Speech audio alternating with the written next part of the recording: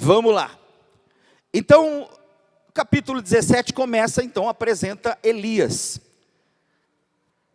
E Elias é apresentado num momento em que Acabe herda o reino de Judá. E a coisa estava bagunçada, o povo perdido, a nação na idolatria, havia uma situação terrível naquele momento. Muito terrível. Obrigado, Léo.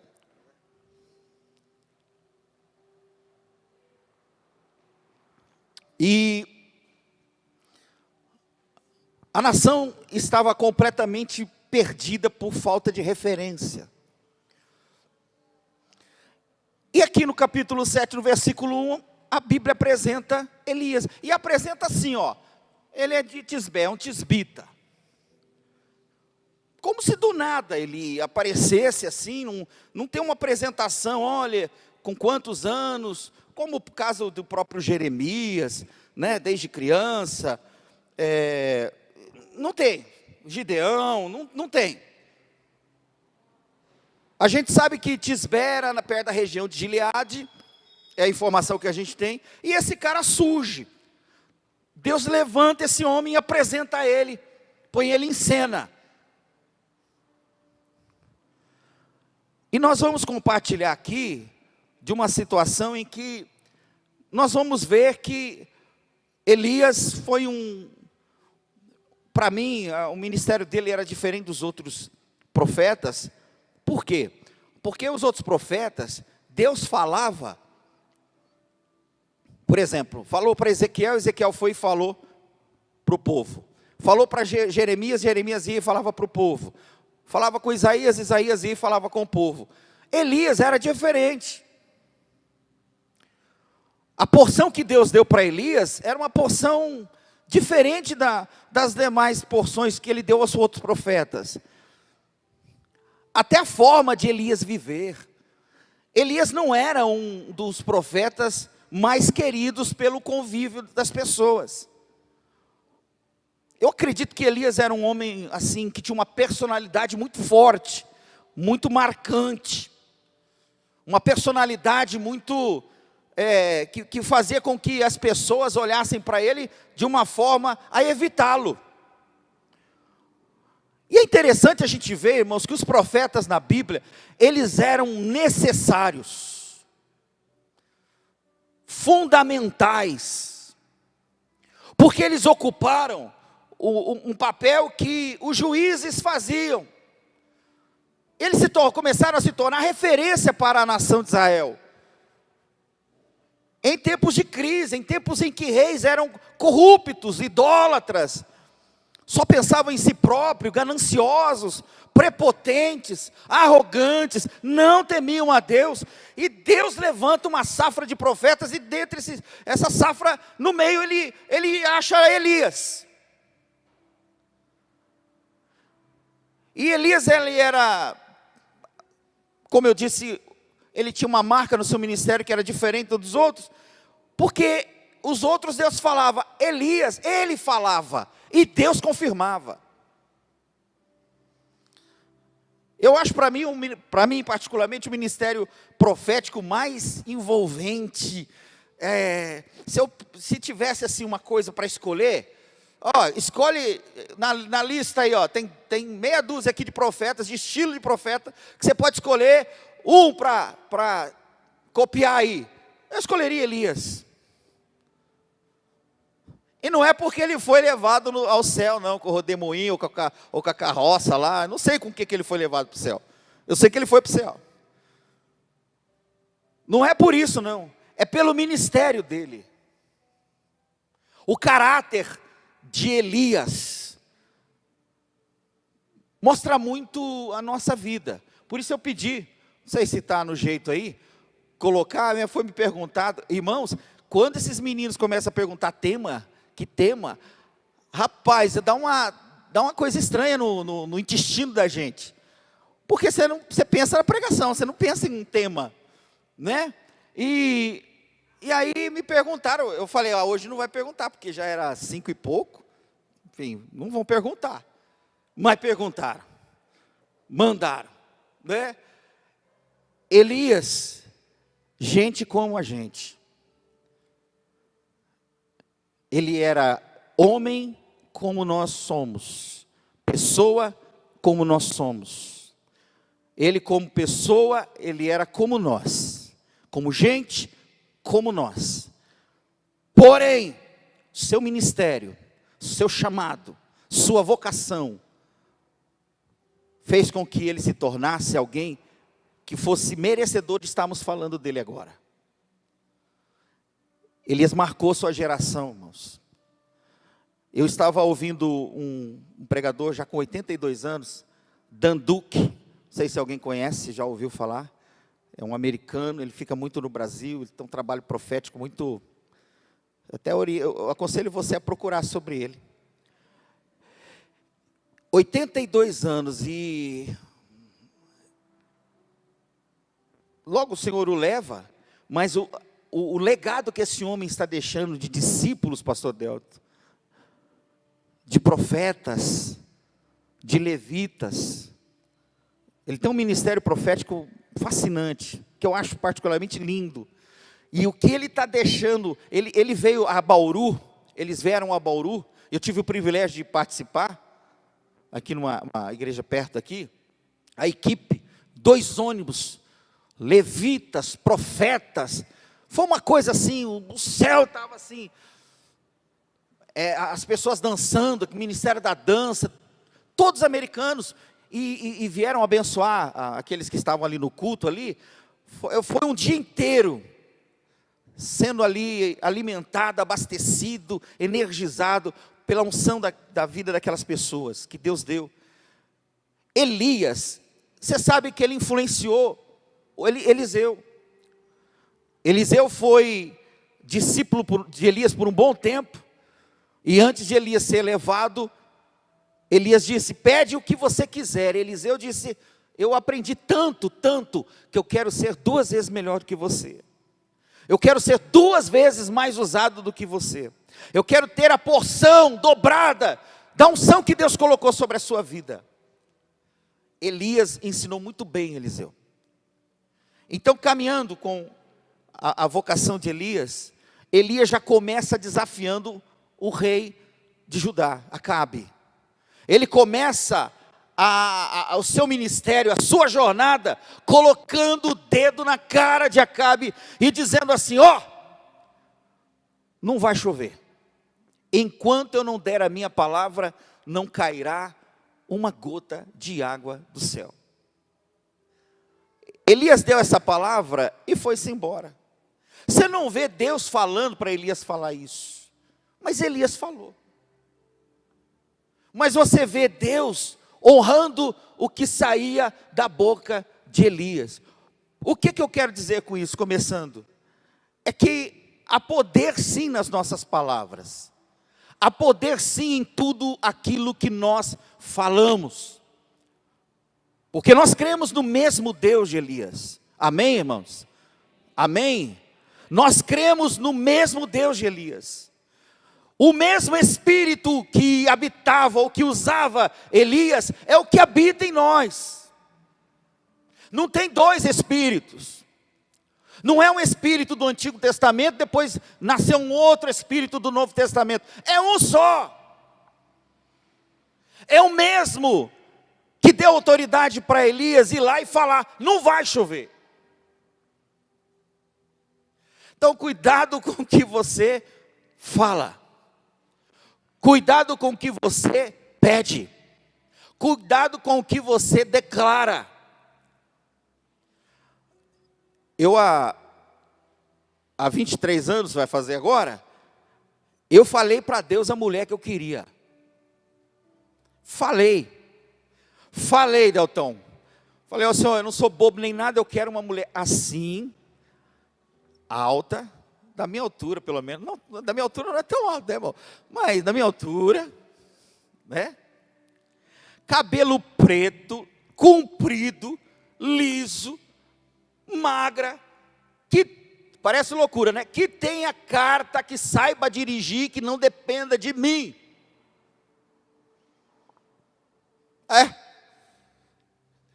E tá eu na lua de mel lá, Deus me fez lembrar de tudo aquilo. Há poder naquilo que nós falamos. Porque eu não sei se você sabe, na época de Elias, o Espírito Santo, ele atuava e saía. Atuava e saía. Ele não habitava, ele atuava e saía. E esse mesmo Espírito, ele não faz isso hoje. Porque o templo já não tem mais serventia para Deus no sentido de morada. Deus falou, eu me recuso, agora eu quero habitar em gente. Agora eu vou morar em gente, eu vou habitar em pessoas. Então, o Espírito Santo não nos visita, ele habita em nós. Então cuidado com o que você quer falar, porque pode sua palavra gerar para você algumas complicações ou alguns benefícios. Elias falou, não vai chover, e aquilo aconteceu, a Bíblia mostra que aconteceu. Deus falou para ele, agora você vai ficar no ribeiro,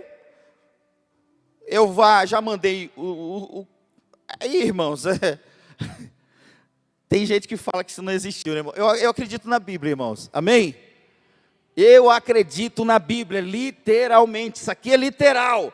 Para mim vinha uma ave, pode ser corvo, pode ser urubu, pode ser um pardal, pode ser qualquer ave. Mas ela vinha todo dia trazer carne e pão para o profeta. É um ministério maluco, o ministério desse homem. Porque até então na terra, nunca ninguém foi sustentado por um animal, uma ave, que trazia como garçom a ele a comida. E você vai beber água do ribeiro. Só que assim, irmãos, o ribeiro secou por causa daquela palavra de Elias. Isso nos ensina o quê? É que nós estamos no mesmo contexto. Elias estava no mesmo contexto. O ribeiro secou para lá, mas secou para ele aqui também.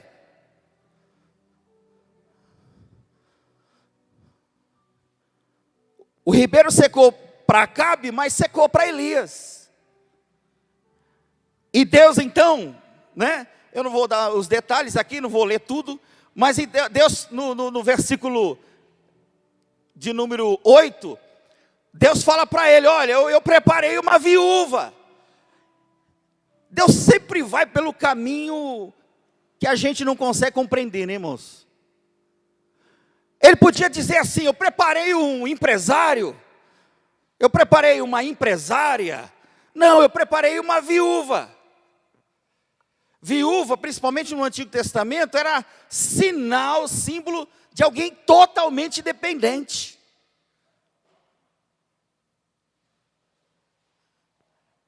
Deus, ele vai por uns caminhos que a gente, que nos tira da zona de conforto, irmãos. Tem coisa na nossa vida que acontece que a gente não consegue compreender. Mas, Senhor, por que não foi por aqui que era mais fácil? Senhor, por que não fez assim, que eu iria entender melhor? Mas a vida com Deus não é para você entender, é para você viver. A gente não precisa entender as coisas de Deus, a gente precisa viver. Nós precisamos vivê-las. E Deus disse, eu preparei uma viúva, e ela vai te sustentar. Então Elias, pelo que mostra o tempo ali, irmãos, Elias fica uns 3 anos ali. Elias fica um bom período ali. Ele chega, pede para fazer o bolo. Você sabe a história, não quero perder tempo nisso. E passado, ali no capítulo 18, está falando lá que passado 3 anos, foi o período mais ou menos que a terra ficou sem chuva ali. E no versículo 18, no capítulo 18, no versículo 1 diz, muito tempo depois, veio a palavra do Senhor a Elias, no 3º ano, dizendo, apresenta-te a Acabe, porque darei chuva à terra. Agora Deus fala. Agora Deus é quem está dizendo para Elias: vou dar chuva à terra. Por que eu fico pensando? Elias falou, segundo a minha palavra, enquanto eu não falar. Eu fiquei imaginando, se Deus não falar isso para Elias, quantos anos iria ficar a terra sem chuva? Entra a misericórdia de Deus, a bondade de Deus, e Deus fala para Elias: volta. Entenda aqui, irmãos, Deus não depende de homem, amém? Para nada, mas Deus respeita as coisas que Ele estabelece. Deus podia ter mandado chuva sem falar com Elias, amém? Deus podia ter mandado chuva sem falar com Elias, mas não, Ele vai lá onde Elias estava e diz: volta, você vai falar para Acabe agora, eu vou mandar chuva. E aí começa a mensagem, irmãos. Ele vai, no capítulo 18 ainda, o versículo de número 3 e 4, irmãos, eu nunca ouvi ninguém pregar sobre esse homem. Nunca ouvi. De verdade mesmo, eu nunca preguei. Mas olhando hoje, com uma outra ótica, o versículo 3 e 4, fala de um homem chamado Obadias. Você já pregou, Delton, sobre ele? Nunca preguei. Nunca me chamou a atenção, mas esse homem aqui, olha o que esse homem fez. Isso aqui vai identificar, talvez, com o seu chamado.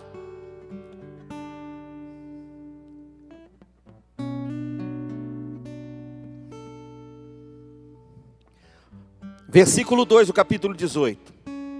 Partiu, pois, Elias a apresentar-se a Acabe. A fome era extrema em Samaria. Acabe chamou Obadias, o mordomo. Obadias temia muito ao Senhor, porque quando Jezabel exterminava os profetas do Senhor, Obadias tomou 100 profetas, de 50 em 50, os escondeu numa cova e os sustentou com pão e água. Eu nunca vi ninguém pregar sobre esse homem, mas o que esse homem aqui fez é merecedor de atenção. Num tempo em que Jezabel estava matando todos os profetas de Deus, todos, esse homem, ele exercia um cargo de alta confiança. Ele tinha acesso à cozinha do rei, ele tinha acesso à comida que o rei comia, ele tinha acesso à água que o rei bebia, e parte desta água, parte deste pão, ele pegava e alimentava, e não foi um mês, não foram 2 meses, não foi um ano, não foram 2, foram 3 anos. Obadias sustentando 100 profetas, escondidos no buraco, colocando a sua cabeça a prêmio, sua vida em risco. Ele podia muito bem ficar quietinho, na dele, se zimar, se descomprometer, mas ele preferiu pôr sua própria vida em risco, para cuidar de 100 profetas, pão e água. Para Elias Deus mandava o corvo, para esses 100 profetas, Obadias. Obadias é um nome, irmãos, é um homem que não pode ser esquecido, como exemplo daquilo que nós podemos fazer por aqueles que estão talvez à margem da nossa vida. Dividir o pão e a água em tempo de escassez, porque você dividir pão e água quando tem fartura, é fácil. Eu tenho 10 aqui para te dar um, não vai fazer falta nenhuma, O duro é quando eu tenho um, e eu vou ter que dividir esse um com você. Um tempo de grande fome, um tempo em que Samaria estava vivendo uma crise, por causa da palavra do profeta. Obadias, 100 homens, alimentados por ele por 3 anos. Irmão, vamos pensar fora da caixa aqui. Obadias hoje não existe mais. Nós estamos tão ocupados com os nossos problemas próprios, com a nossa vidinha, em que o ministério de Obadias é ignorado por quem incomoda. Dá trabalho ser Obadias, dá gasto ser Obadias, dá despesa ser Obadias. Você acha que eu vou deixar de comer a minha pizza no fim de semana para pegar esse dinheiro e sustentar um profeta? Você acha que eu vou deixar de tomar meu sorvetinho no fim de semana,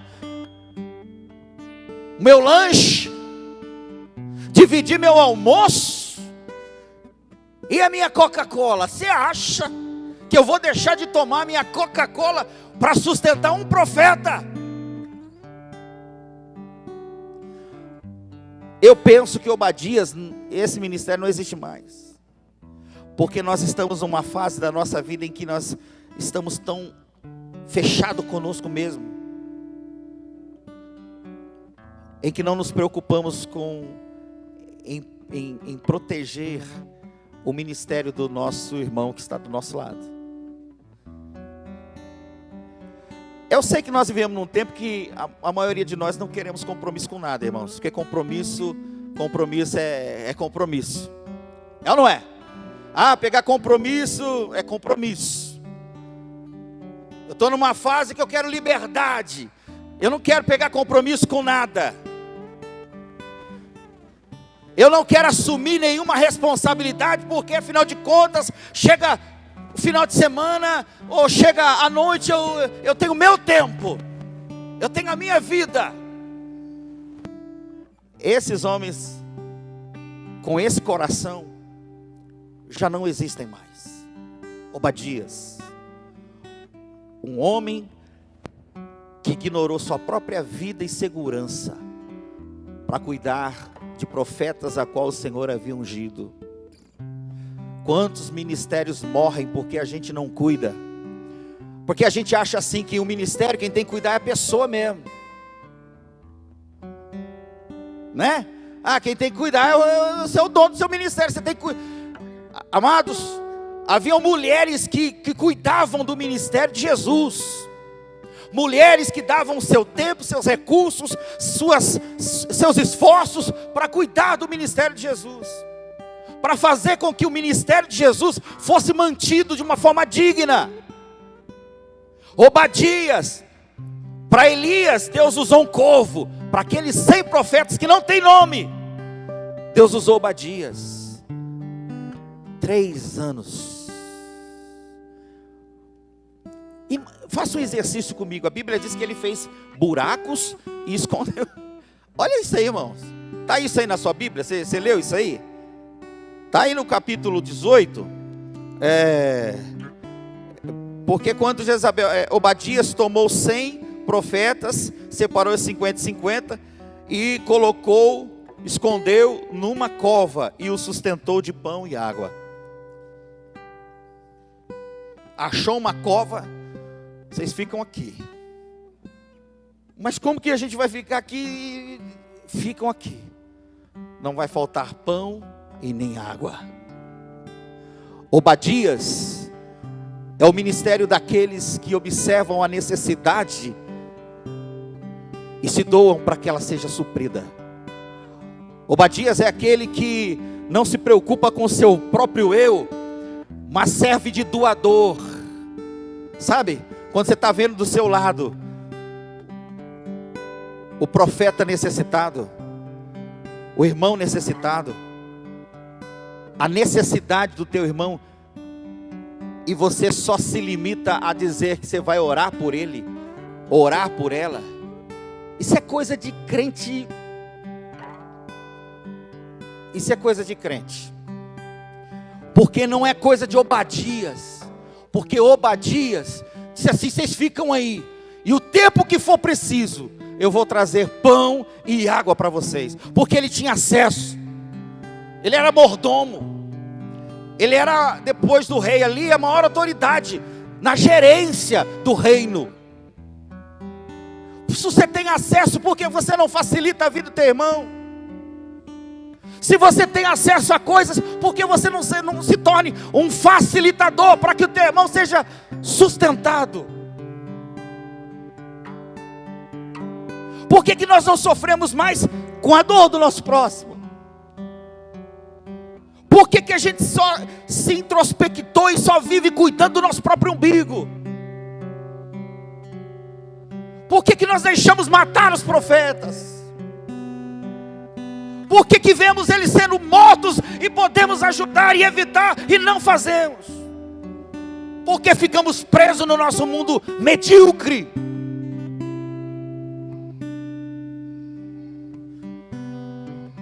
E isso quando não somos sabotadores, quando não sabotamos o ministério do outro, quando ao invés de, pelo menos não atrapalhar, geramos situação para atrapalhar. Obadias, 100 profetas, Jesus disse assim, que ninguém ficará sem recompensa, aquele que dá um copo de água. Imagina o ministério de Obadias, cuidador de profeta, zelador de profeta. Obadias provavelmente tinha família, e tudo isso estava em risco, porque ele sabia a necessidade que havia de cuidar daqueles homens. Por quê? Porque numa nação corrompida, porque numa nação totalmente deturpada, quem pode calar a voz do demônio, da Jezabel, são os profetas.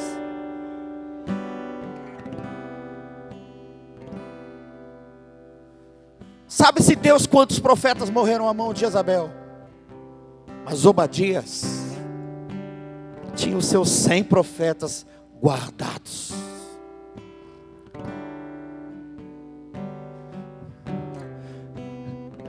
Sabe a minha intenção aqui? Não é falar de Elias porque ele é gente como a gente, mas de Obadias, que é um homem que arriscou tudo para proteger aqueles a quem o Espírito Santo usava. E a minha intenção aqui é levantar Obadias em nosso meio. Homens e mulheres que olham para o seu conforto. Irmão, Jesus disse assim,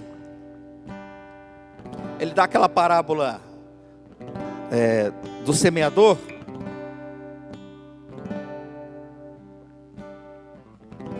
Aquela palavra do semeador, que ele saiu a semear, aí jogou. Eu estou ficando velho, irmão, estou ruim de memória, tá? Ele jogou. Um jogou na pedra, o outro jogou, me ajuda aí, no espinho, na beira do caminho, e uma terra boa depois, né? Uma semente já nasceu e morreu. Aí a outra nasceu no meio dos espinhos e diz que ela começou a crescer, mas foi sufocada ali e também morreu. Mas meu alvo aqui é o que Jesus fala depois. Ele diz assim, que os cuidados desta vida sufocam a palavra, tornando-a infrutífera.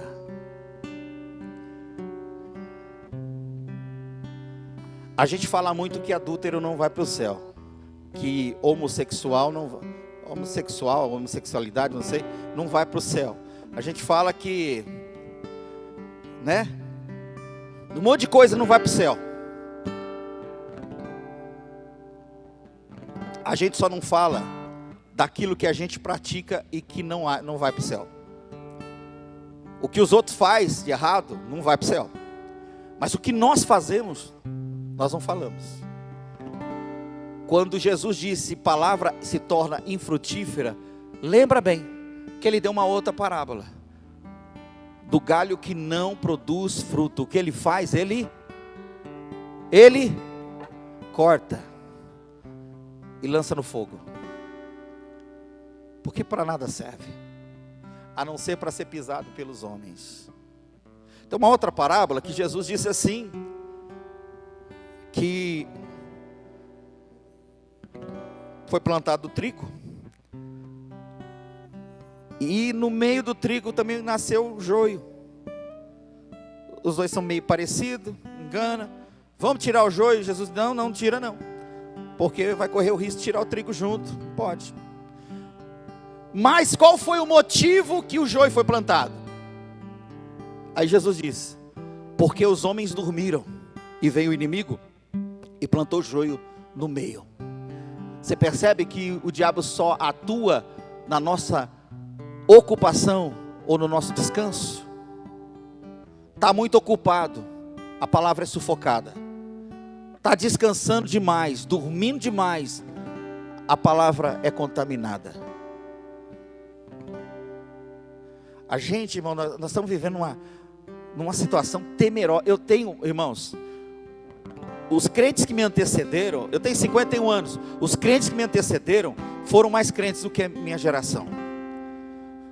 Eu acredito que a geração que eu vivo hoje é mais crente do que a geração que vai vir.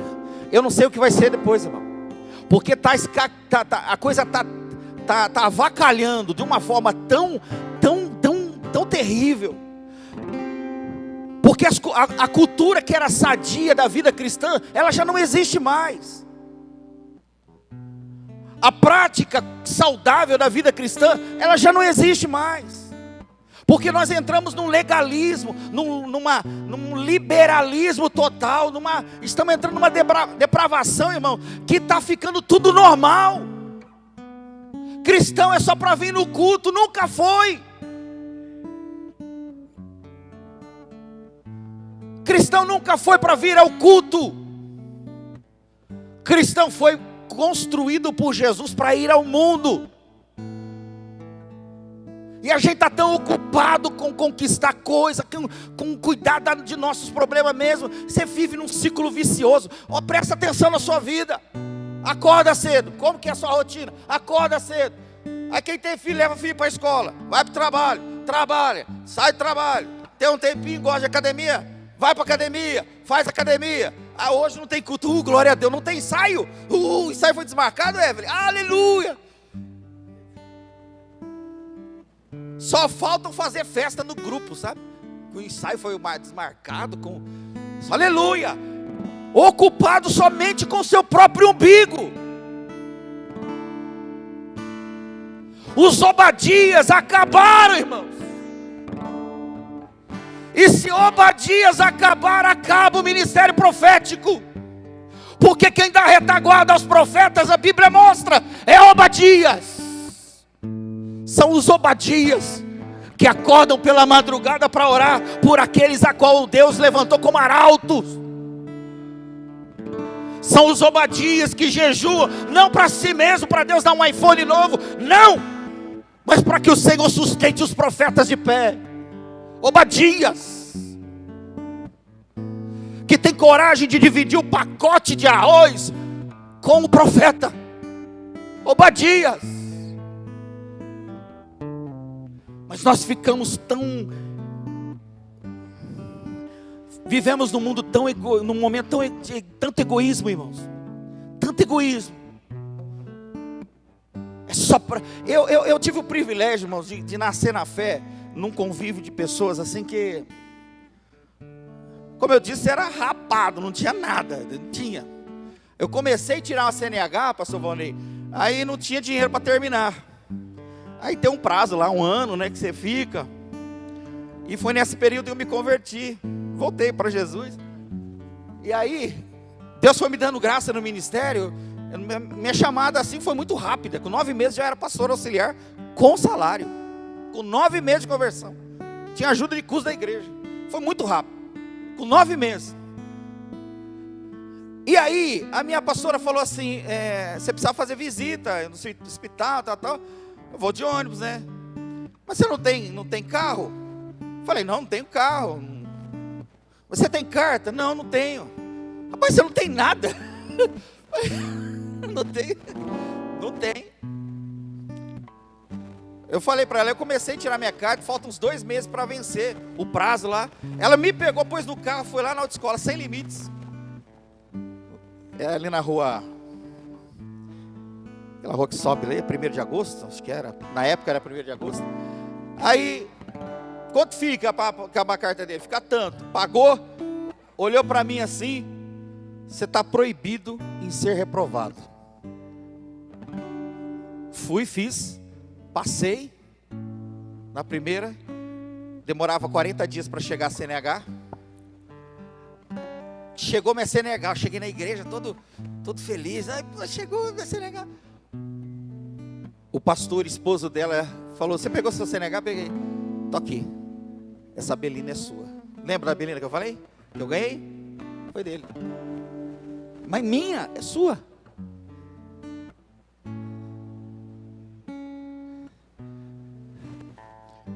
Então eu aprendi que a generosidade, ela deve ser praticada. Eu aprendi desde cedo que o que eu tenho é mais do que eu preciso e pode ser compartilhado. Por que, irmão, a gente faz conta, sendo que o dinheiro é de Deus, sendo que o recurso é dele? Por que a gente faz conta, cronometra as coisas? Porque a gente nunca tem tempo para ajudar ninguém, irmãos. Nós nunca temos tempo para nos cercar de profetas e ser bênção na vida desses profetas. Talvez você esteja se perguntando: você está querendo falar dos irmãos aqui, dos pastores? Estou falando de tudo, irmão, da vida como um todo. A minha intenção aqui é tentar ressuscitar o ministério de Obadias, porque esse homem aqui, o que ele fez foi pôr a própria vida em risco, e sustentou durante 3 anos, sem profeta come, né, negão? Hã? Come não? Imagine aqueles homens, 100 homens naquele buraco. O esforço que Obadias tinha que fazer para tirar o pão sem ser visto, tirar a água sem ser visto e levar para aqueles profetas. Você sabe onde está o milagre na nossa vida que Jesus fala? Onde acontece o milagre na nossa vida? Não é quando nós andamos 1 milha. O milagre está quando andamos a 2ª milha. Se te pedirem para andar 1 milha, ande 2. Se te pedirem a blusa, dê a calça. Se te pedirem um almoço, dê a janta. Irmão, é incrível. E Deus é quem sabe que faz isso. Eu disse para mim mesmo: ninguém vai passar por minha vida com fome e vai permanecer com fome. Ninguém. Nenhum faminto vai passar pela minha vida com fome e permanecerá com fome. Ninguém pode passar pela vida de um cristão e continuar com fome, porque nós somos o pão de Deus. Nós somos o Obadias que Jesus levantou para os dias de hoje. Porque os recursos não são nossos. E por que eu digo isso? Porque eles são inesgotáveis quando nós colocamos a nossa dependência no Senhor. Não vai faltar. Não vai faltar. Obadias precisa ser levantado nos dias de hoje. Homens e mulheres com o coração voltado a fazer com que os ungidos de Deus sejam preservados, cuidados. Se a gente falar da nossa congregação, a gente tem que ter um olhar mais sensível, sermos facilitadores para que o ministério do nosso irmão, da nossa irmã, cresça, se desenvolva, avance.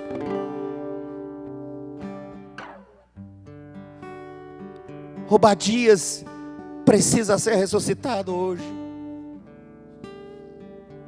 Homens e mulheres que olham e que dizem, tem Eliseu, tem Elias. Deus está usando Elias na terra, mas tem Obadias. Tem os Obadias que estão trabalhando silenciosamente, sem ninguém ver, discretamente, mas fazendo com que 100 ministérios sejam sustentados. Você sabe que o tempo de Jezabel acabou. Teve um momento em que acabou. Aqueles 100 profetas saíram da caverna. O tempo da perseguição acabou. Agora pensa comigo, aqueles 100 profetas invadindo toda Samaria,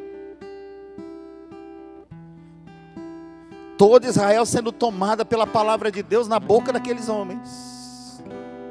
Homens que foram preservados em vida por causa de Obadias, que não está na galeria dos heróis da fé.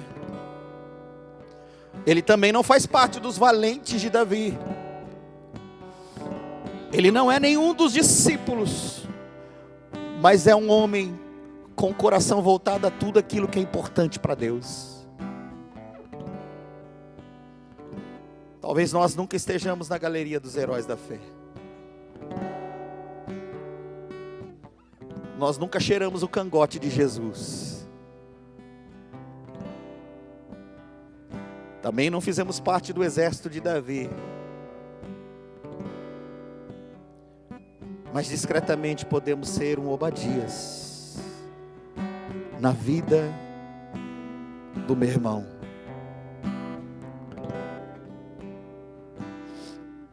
Terminando um testemunho, um dia nós tínhamos voltado de uma cidade chamada Bernardino de Campos. Eu coloquei minha família numa fria que vocês não têm noção. Perdemos tudo. Por isso que eu disse que eu podia dar de presente para essa mulher, que foi de 25 anos casada comigo. Uma das frias foram essa. Eu levei minha família inteira, força, por opinião machista, né? Sem a minha mulher querer ir, nós fomos para uma cidade chamada Bernardino de Campos.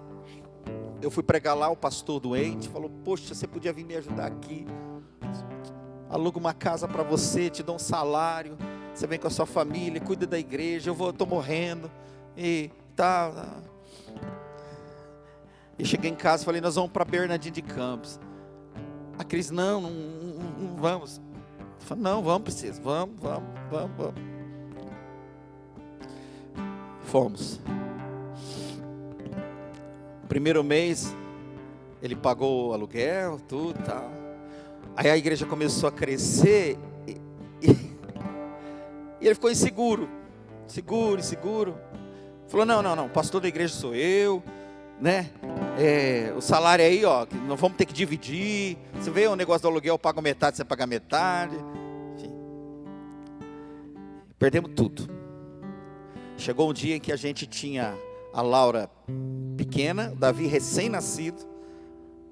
Eu tinha R$11 para comprar fralda para o Davi e almoço para o domingo. Eu fui no mercado, comprei um leite, um macarrão, um molho de tomate, voltei para casa. O carro que a gente tinha estava com busca e apreensão.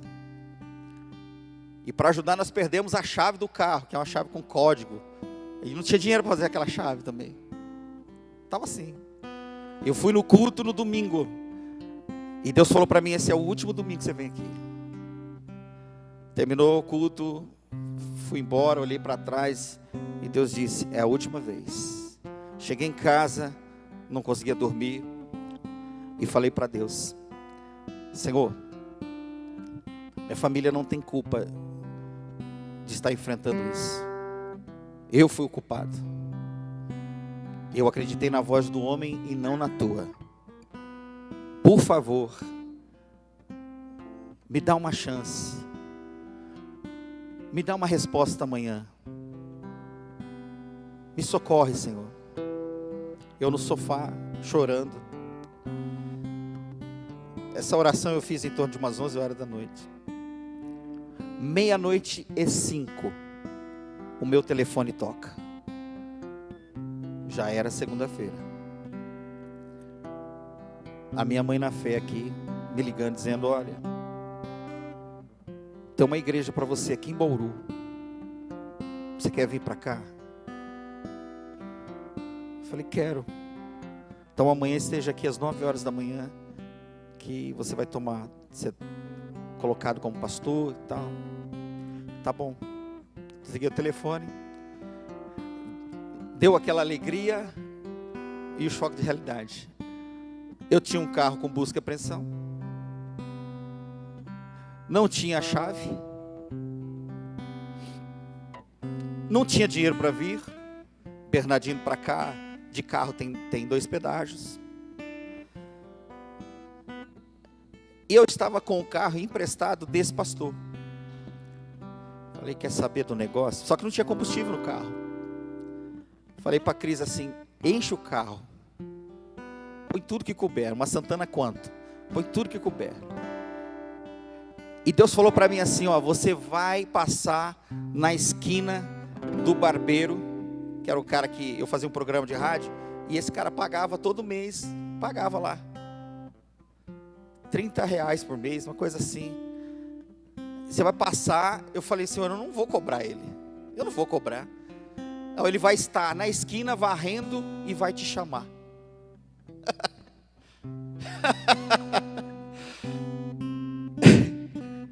Eu viro a rua, ele varrendo na esquina. Ô, pastor Marcelo, preciso pagar o senhor. O dinheiro que ele me deu, eu coloquei combustível, paguei os 2 pedágios, cheguei em Bauru. Sem 1 centavo no bolso, 1 centavo. Eu lembro ainda que a fralda do Davi, aquela fraldinha que eu comprei, pacotinho pequeno, ele acabou com tudo, né? Eu chego, vou procurar meu cunhado e peço R$50 emprestado ao meu cunhado. O cunhado precisa trocar, comprar fralda para o Davi, a situação está assim.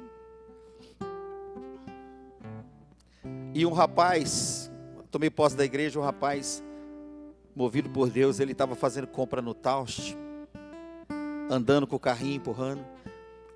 Ele só tinha ido um culto na igreja, um culto, nunca tinha visto ele, um culto. E ele empurrando o carrinho, e a esposa empurrando o outro. Deus falou para ele assim: tudo que você comprar para você, você vai comprar para o Marcelo. Tudo que você pôr no teu carrinho para você, você vai pôr no outro carrinho para o Marcelo. E ele falou para Deus: mas eu nem tenho intimidade com ele. Deus falou: eu tenho. E eu estou em casa no domingo, irmão, liso. Sem o almoço assim, ia ser aquele arroz com arroz. E ele bate: pastor, desculpa incomodar você, mas é que assim, ele é assim, desse jeito. Deus mandou eu fazer um negócio aqui, eu não sei nem se o senhor vai gostar, mas eu fiz. Aí o que foi? Não, vem cá. Ele tinha um Honda Civic, o porta-mala do Civic é grande, irmãos. Lotado. Ele falou: Deus falou para mim que o que eu comprasse para mim, tinha que comprar para você. Eu falei: mas como que vai dividir isso? Não, esse aqui é o seu. O meu já descarreguei em casa. Pilhas de caixa de leite, pacotes e pacotes de fralda, que o menino dele tem a mesma idade do Davi.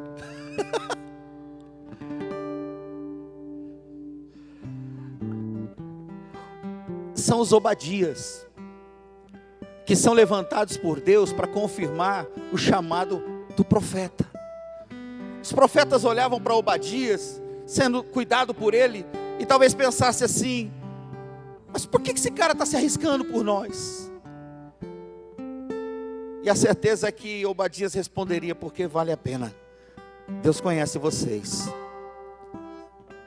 Então, irmão, melhor do que ter o ministério de Elias, que é gente como a gente, é ter o ministério de Obadias.